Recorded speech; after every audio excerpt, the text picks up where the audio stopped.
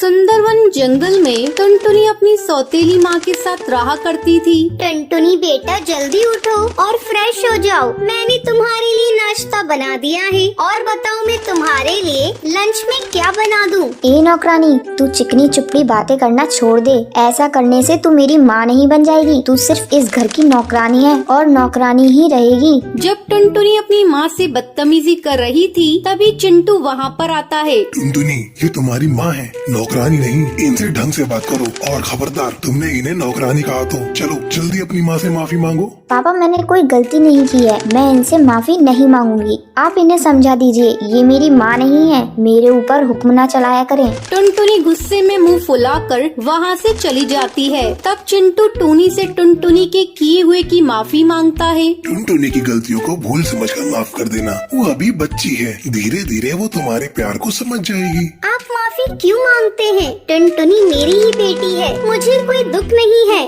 धीरे धीरे समय तेजी से गुजरने लगता है। एक दिन टुनटुनी के स्कूल में फैशन कंपटीशन का आयोजन होता है। तब टुनटुनी घर आकर अपने पिता चिंटू से कहती है, पापा, मेरे स्कूल में फैशन कंपटीशन है। आप एक अच्छे से जूते ला दीजिए। ठीक है, मैं ला दूंगा। अगले दिन चिंटू सुंदर से जूते लाकर टुनटुनी को देता है। पापा, ये शूज तो बहुत ही सुंदर हैं। इस बार तो कंपटीशन मैं ही जीतूंगी। हाँ हाँ बेटा, तुम ही जीतोगी। टुनटुनी बेटा लाओ, ये जूते मैं अच्छे से रख देती हूँ। कंपटीशन वाले दिन जब तुम इसे पहनोगी मैं तुम्हें तैयार करूँगी। नहीं, मुझे तुम पर विश्वास नहीं। अगर मैंने तुम्हें ये जूता दे दिया तो तुम इसे बर्बाद कर दोगी। नहीं बेटा, ऐसी कोई बात नहीं है। मैं तो तुम्हारा हमेशा भला चाहती हूँ। मैं जानती हूँ तुम मेरा कितना भला चाहती हो। अब जाओ, जाकर अपना काम करो। मेरे काम में अड़ंगा मत डालो। पापा, आप मेरे स्कूल आएंगे ना? मुझे बहुत खुशी होगी आपको वहाँ देखकर, लेकिन इस औरत को लेकर मत आइएगा। इतना कहकर टुनटुनी वहाँ से चली जाती है। कंपटीशन वाले दिन जब टुनटुनी तैयार हो रही होती है तभी उसके शूज फट जाते हैं।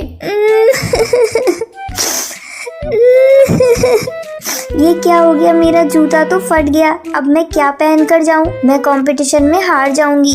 टुनटुनी का रोना सुनकर टूनी वहाँ आती है। क्या हुआ टुनटुनी, मुझे बताओ, शायद मैं तुम्हारी मदद कर सकूं। तुम क्या मेरी मदद करोगी? ये देखो, मेरा जूता फट गया। तुम्हारी ही नजर इस जूते को लग गई। अब मैं क्या पहनकर स्कूल जाऊँ? टुनटुनी बेटा, अब तुम मत घबराओ। मैंने तुम्हारे लिए बहुत अच्छे जूते सिले हैं, तुम वही पहन कर जाओ। मजबूरी में टुनटुनी टूनी के सिले हुए जूते पहनकर कंपटीशन में भाग लेती है। उसे फर्स्ट प्राइज मिलता है। घर आकर वो अपनी सौतेली माँ से माफी मांगती है। माँ, मुझे माफ कर दो। मैंने तुम्हें अपनी माँ कभी नहीं समझा। टुनटुनी बेटा, लेकिन मैंने तो हमेशा तुम्हें अपनी बेटी समझा है। फिर दोनों माँ बेटी गले मिल जाती हैं। तो ये थी आज की कहानी, ये लक्की। अगर चंदनवन जंगल में कालू कौआ मुन्ना बास के यहाँ काम करता था। तभी एक दिन उसे फोन आता है। हेलो, क्या मेरी बात कालू कौए से हो रही है? जी, आप कौन? कालू कौए, मैं भरोसेमंद कंपनी से बोल रही हूँ। आपने हमारी कंपनी में जॉब के लिए इंटरव्यू दिया था, आप सिलेक्ट हो गए हैं, लेकिन आपको सुंदरवन जंगल शिफ्ट होना पड़ेगा और आपकी सैलरी पूरे 1 लाख रुपए महीना होगी।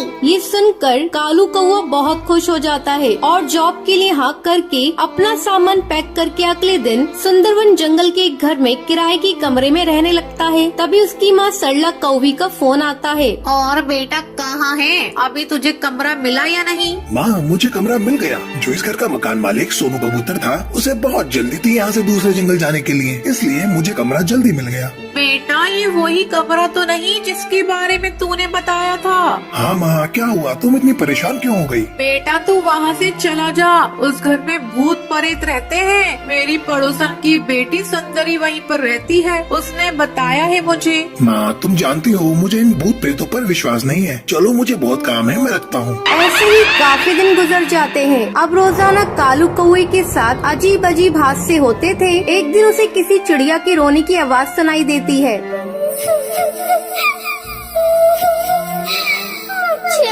मुझे कोई बचाओ। कालू कौआ उस आवाज को नजरअंदाज कर देता है। अगले दिन वो अपने पड़ोसी चीकू चिड़ा के पास जाता है। चीकू चिड़ा दरवाजा खोलता है। वो दिखने में बहुत ही अजीब सा था। चीकू चिड़ा, मुझे एक नौकरानी की जरूरत थी जो तुम्हारे यहाँ काम करने आती है। टूनी चिड़िया, तुम उसे मेरे घर में काम करने भेज दोगे? ये सुनकर वो उसके मुंह पर दरवाजा बंद कर देता है। अगले दिन कालू कौए के घर टूनी चिड़िया आती है। जी, आप कौन? मैं टूनी चिड़िया हूँ। चीकू चिड़ा ने आपके यहाँ काम पर भेजा है। मैं बहुत ही अच्छे से काम करती हूँ साहब, आपको शिकायत का मौका नहीं दूंगी। अब टूनी चिड़िया कालू कौवे के यहाँ काम करती थी। एक दिन काम करते वक्त टूनी चिड़िया की गर्दन जोर जोर से हिलने लगती है। ये क्या कर रही हो टूनी? कुछ नहीं साहब, आप बताइए, आपको कुछ काम था? कालू कौवा इन सब हादसों से डर जाता है और वो घर में पूजा करने की सोचता है। अगले दिन वो पूजा की थाल लेकर पूजा कर रहा होता है। तभी टूनी चिड़िया अपने असली रूप में आ जाती है।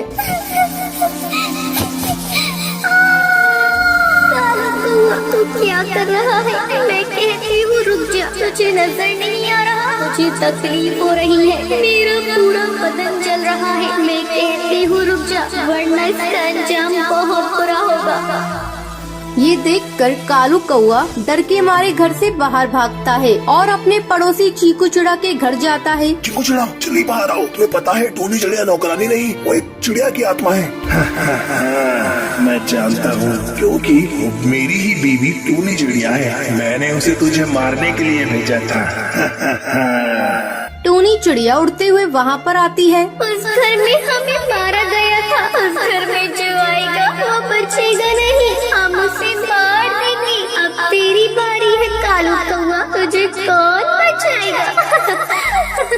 कालू कौवा ये सब देखकर बहुत डर जाता है और जल्दी से उड़ता हुआ अपने घर से गुलाब जल उनके ऊपर डालता है। ये क्या कर दिया? हमारा शरीर जल रहा है, हम तुम्हारे करीब नहीं आ सकते। चीकू चिड़ा, बचाओ मुझे। ये कहकर वो दोनों वहाँ से गायब हो जाते हैं। कालू कौवा उस घर में जादूगरनी को बुलवाकर उस घर से सारी आत्माओं को बाहर करवा देता है और खुशी खुशी उस घर में रहने लगता है। तो ये थी आज की कहानी।